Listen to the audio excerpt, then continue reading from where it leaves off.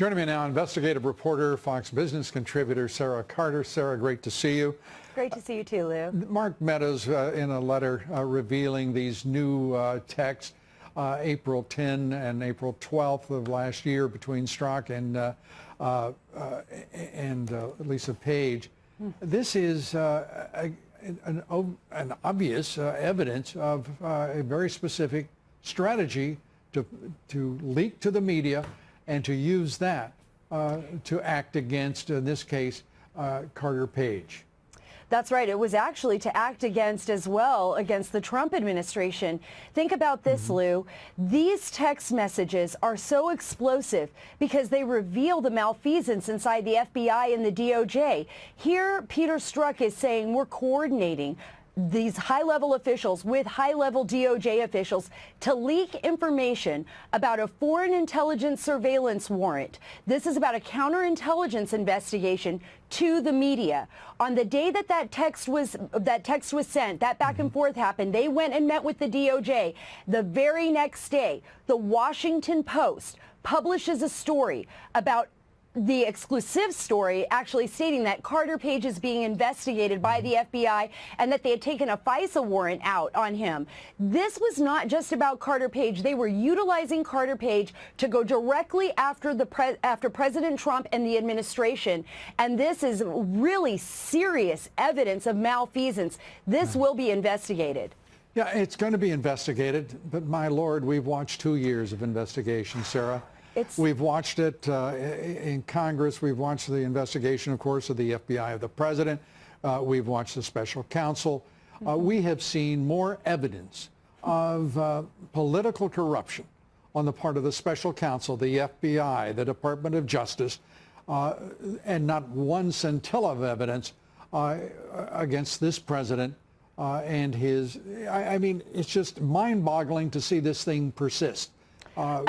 It's astonishing. It's actually astonishing, Lou. And looking at this after the 2 years of working on these stories, right. We've seen this dossier that apparently they used to go after Carter Page, and we know now that they've withheld exculpatory evidence from the FISA court.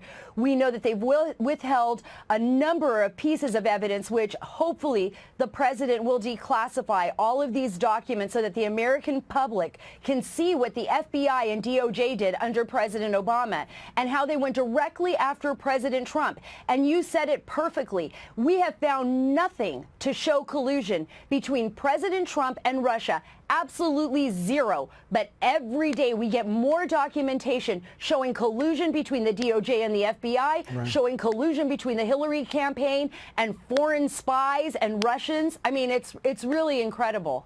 And at this point, here we are, September 2018, and we have a president who is standing absolutely clean of the charges that have been brought against him.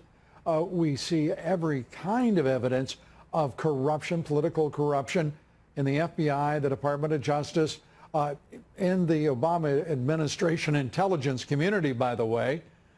And we have no action that's been taken by this special counsel or the Department of Justice. I mean, Eric Holder could be running the Justice Department right now, and it would be behaving no differently than it is. You're absolutely right, because look what we have there. We have an Attorney General, Jeff Sessions, who basically recused himself from almost everything. Everything Russia, everything Clinton, he's recused. Then we have the Deputy Attorney General, Rod Rosenstein, who actually signed off on the fourth FISA warrant on Carter Page. So he had access to all the previous information in these FISA warrants and signed off on it anyways. And there's nobody overseeing the investigators, Lou. This is the problem. So now we're at the mercy of John Huber, who's been appointed the prosecutor. We know he hasn't even interviewed Bruce Orr yet. And Inspector General. As far as I can tell, I have to tell you, as far as I can tell, he's done nothing. He's capable of doing nothing. And he's working, apparently, for Eric Holder, because the result is nothing. Just like it was under Eric Holder, he stonewalled everything quite successfully. And it looks like all of his legatees took a lesson, doesn't it?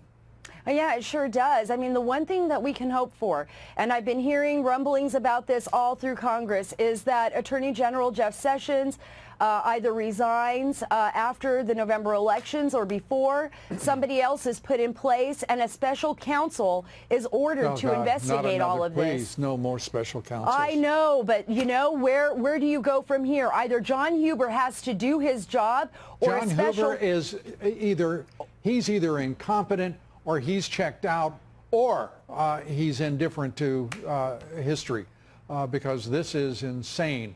A year investigation by the FBI of the president, another year and almost a year and a half now by the special counsel.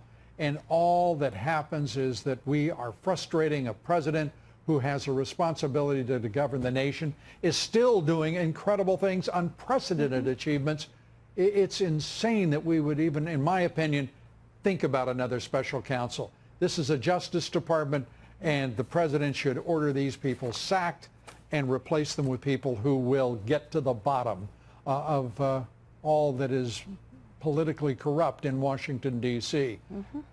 Absolutely, and hopefully that does happen, because I don't think the American people are going to stand for this. And I know that people in Congress right now are not going to stand for this. That's why they're pushing so hard. They even stand for Paul Ryan to remain as Speaker, even though he resigned.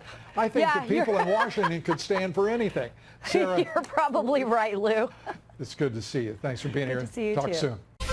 President Trump taking on President Obama, who was taking credit for the Trump economy over the weekend. President Trump tweeting out, quote, President Trump would need a magic wand to get to a 4% GDP, stated President Obama. I guess I have that magic wand, 4.2%, and we will do much better than this.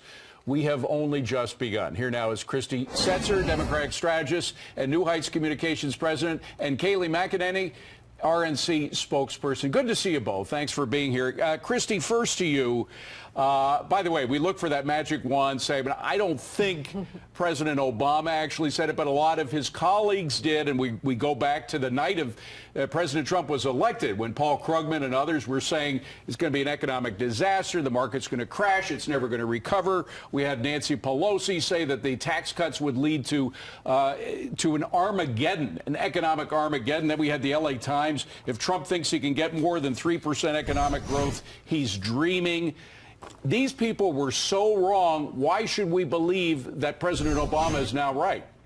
I think we should all be pretty happy with where the economy is right now. The fallacy is in thinking that Donald Trump had all that much to do with it. Let me finish. We're in one of history's. Go ahead. I sure did. I've been on this show once or twice before. Go ahead. Look, we're in history's one of our longest periods of economic expansion, going on about 9 years right now. As you know, Donald Trump has been president for less than 2 years. So you do the math. It didn't start under him. Well, it started under Barack Obama. we have done the math, and Kayleigh, so have people inside the White House, of course. And Kevin Hassert, one of his chief economists, was at the press briefing today. Let's listen to a little of what he said. I think that if anyone were to assert that the capital spending boom that we're seeing right now was a continuation of the trend that President Trump inherited, then, well, they wouldn't get a high grade in graduate school for that assertion. You can do a lot with charts and so forth, but the fact is that as Christy correctly said, the recovery began almost as soon as President Obama came into office. The bottom of the recession was March 2009. He came in January 2009. So the economy essentially had nowhere to go but up, but it didn't really pop in investment until President Trump came in the office. Yeah, David, that's exactly right. Let's be clear. President Obama oversaw the slowest economic recovery since World War II. Those are the facts. $17,000 is what the average worker lost because of how slow that recovery was. When President Trump came in, there was a sea change in the economic winds. And Kevin Hassett today showed 8 charts that are undeniable. Those are facts that business investment was going down, then it went up. Capital orders and shipment was going down, then it went up. Small business optimism was going down, went up when President Trump came into office. The facts are undeniable. I understand, though, my colleagues on the left wanting to take credit for this economy. It's a pretty good one to have under your plate. It's a great economy. I don't think many people would disagree. But, Christy, the bottom line is when President Obama came into office, even though we were in a recession, he raised taxes and increased regulations enormously. That had never been done in my lifetime. When coming into a recession, a president usually makes it easier to do business, not more difficult. When Trump came into office, he lowered regulations dramatically, and he got taxes to come down. Can't you see that that policy difference is significant with regard to growth? I think it's hard to argue with the results that they got, though. I mean, again, to go back to 2009. The result is we're now over 4%, and with Obama, we never got over 3%. Yeah, that's actually not true, and we'd been over 4% with Reagan and other presidents. I think that, you know, this is going to shock you, but that, you know, again, Donald Trump likes to take credit even for things that weren't all of his doing. And so if you look at the numbers, it actually tells a very different tale. The last couple years of Barack Obama's presidency, we were creating about 200,000 jobs a month. That's my point, now, Christy. Slightly less than that. Matter. I'm not sure that they do, and that is my point, actually. Wow, is that, okay. Yeah, well, I'm not sure that there's any policy. I'm not sure that there's any policy that Donald Trump has implemented, is what I'm saying, that has actually created a market difference. Lowering regulations dramatically, making it cheaper for businesses to do business. It's not rocket science. It's very simple. Yeah. If I were to give one more analogy, we got to leave it at that. Thank you so much. Enjoyed having you here. Thank you.